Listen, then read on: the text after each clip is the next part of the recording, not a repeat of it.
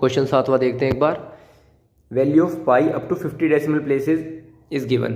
पाई की वैल्यू दे रखी है 50 डेसिमल प्लेसेस तक, मतलब ये जो 3.14159 ये सब है ना, ये सब के सब 50 है। ठीक है, तुम्हें क्या करना है, वही फ्रीक्वेंसी डिस्ट्रीब्यूशन टेबल बनानी है इसकी। किस चीज़ की बनाओगे, 0 से 9 तक की। इसमें भी कोई क्लास इंटरवल नहीं आएगा, क्योंकि 0 1 2 3 9 तक तुम लिख सकते हो बहुत आराम से। ऐसे मत करना 0 to 2 कर दिया, 2 से 4, ऐसे मत करना। ठीक है, जब तक गिवन नहीं है और जब तक बहुत ज़्यादा ज़रूरत नहीं है तब तक क्लास इंटरवल मत बनाना।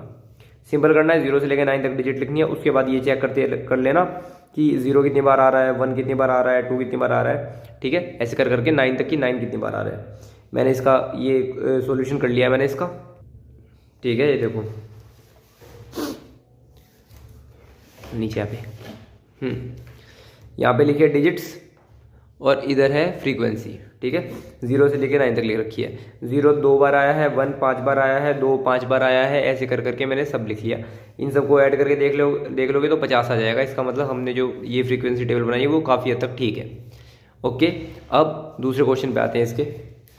दूसरा पार्ट क्या कह रहा है, दूसरा पार्ट कह रहा है कि what are the most and least frequently occurring digit. मतलब क्या है इसका, मोस्ट एंड लीस्ट फ्रीक्वेंटली यानी कि कौन सी डिजिट सबसे ज़्यादा बार आ रही है और कौन सी डिजिट सबसे कम बार आ रही है। तो यहाँ से देख लो, 8 बार 3 आ रहा है, 8 बार 9 आ रहा है, यानी कि सबसे ज़्यादा बार 3 और 9 आ रहे हैं, 8 बार। ठीक है, और सबसे कम कौन सी आ रही है, सबसे कम आ रही है 2 बार 0, यानी कि लीस्ट जो डिजिट है वो 0 आ रही है। समझ में आई बात। इसमें मत कंफ्यूज हो ना कि 2 और 8 लिख दो, कभी यहाँ पे 2 और 8 नहीं लिखना तुम्हें लिखना क्या है कि सबसे ज़्यादा बार कौन सी डिजिट रिपीट हुई है।